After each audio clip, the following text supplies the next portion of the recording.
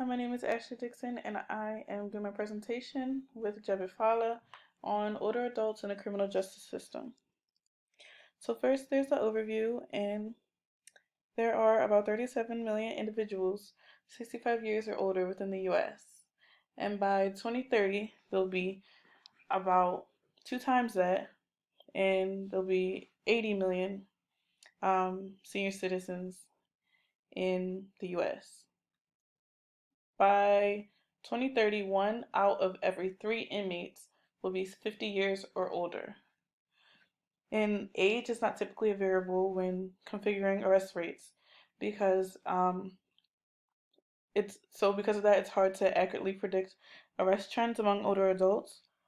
A typical category that is factored into arrest rates are like the types of crimes, which are arson, burglary, violent crimes, sex crimes, and other crimes.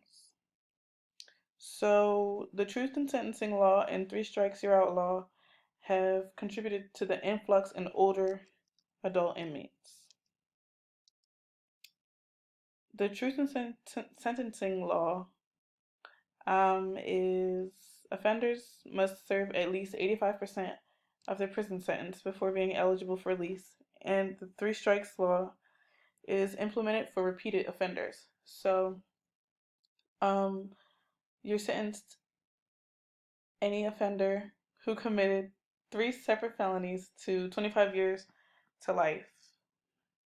And seeing how the time chunks are so large, most inmates get sentenced to these crimes when they're younger and they just age throughout their time in prison.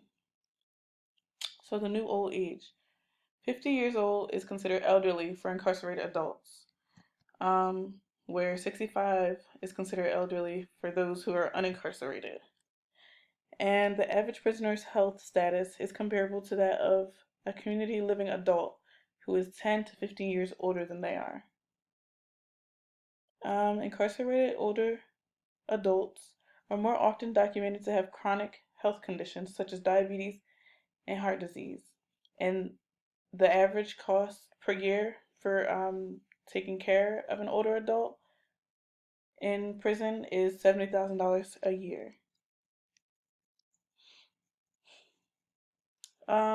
So there was a study done by Blowers and Dewiner, and it just was focused on sentencing. So the purpose of the study was to analyze whether it was thought that elderly should receive leniency during prison sentencing. So the findings of the study put the elderly into categories, and so there's a young old, middle old, and old old. And depending on which category of elderly they are, the individual was determined how much leniency they got during sentencing.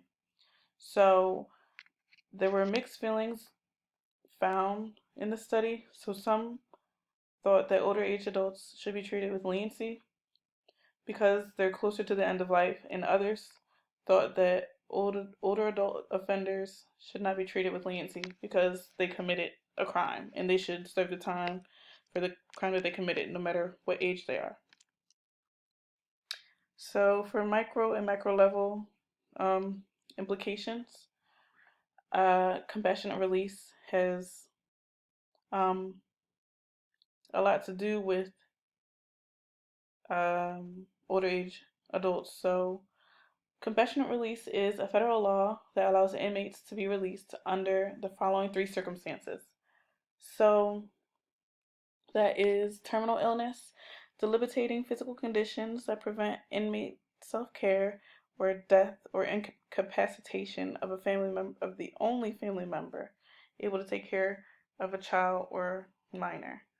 So the only way that most elderly inmates are able to finish their sentence without having to actually finish all their time is compassionate release. And this is like something rare that doesn't happen often. So it's good to have, but if it's not used appropriately, then it doesn't really help much. Um, but when thinking of the micro level, in the social work code of ethics, one of the values is social justice, and the principle is social workers challenge social injustice. So you have to think, even though, yes, of course, people are in jail for a reason or in prison for a reason, they still deserve the help of a social worker. Maybe when they get out of prison, before they go in, while they're in prison, people still deserve the care of a social worker. Um, and a reason that it's important is there's more opportunity since the older adult population is growing. There's going to be more of an opportunity of a chance for a social worker to run into someone who has been imprisoned, or who is currently in prison at the time during practice. So some practice implications would be to push for policy focused on tending to the treatment of older adults in prison, seeing how the healthcare is not obviously not as um, good to the healthcare of those who are not prisoned, and hold CEUs that inform others of the current state of the growing elderly population and its relation to the criminal justice system.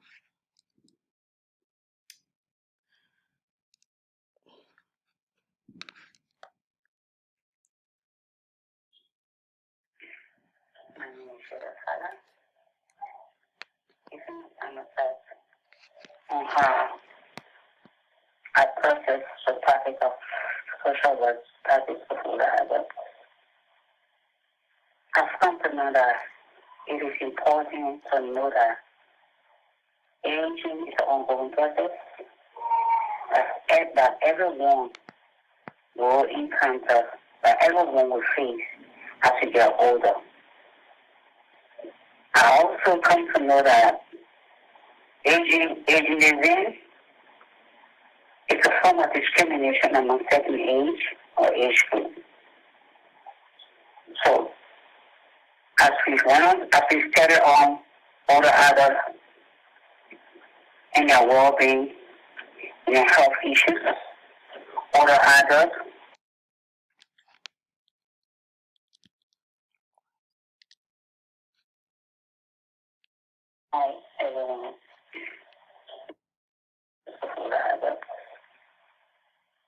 I've come to know that it is important to know that aging is an ongoing process that everyone will encounter, that everyone will face as we get older. I also come to know that ageism is a form of discrimination among certain age or age group. So, as we study on older adults and their well-being and their health issues, older adults, their culture, older adults in decision making, older adults on how they want the end of their life to go the path they want to take. This topic has bothered my mind to the extent that I want to continue learning about older adults, and one day I've encouraged me immensely to work with older adults. I learned that working with older adults is not just about their age, but there are other some potentials in older adults that any other social worker should work along with me, relying for them, and it makes you to understand some things that we don't even know. So, understanding the fact that aging is the ongoing process that we all low income,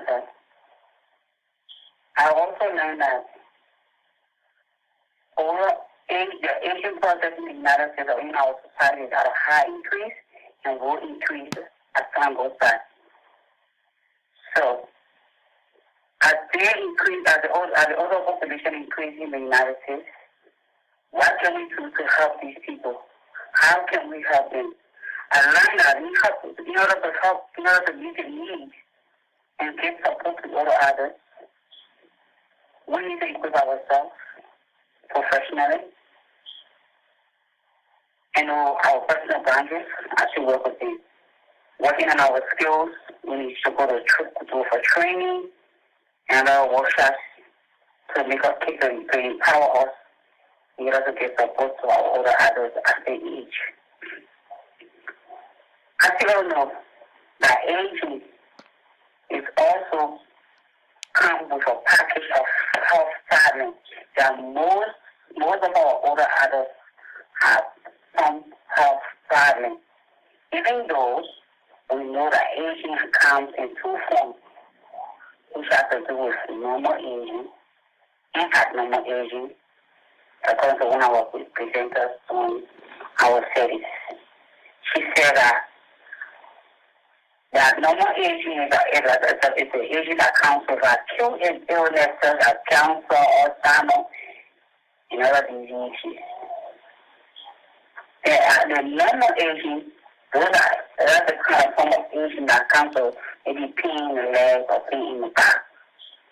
But we should be able to understand that both of them have different rules. So understanding that it comes to you have normal and abnormal, you should be able to distinguish between the two and be able to work with our older adults.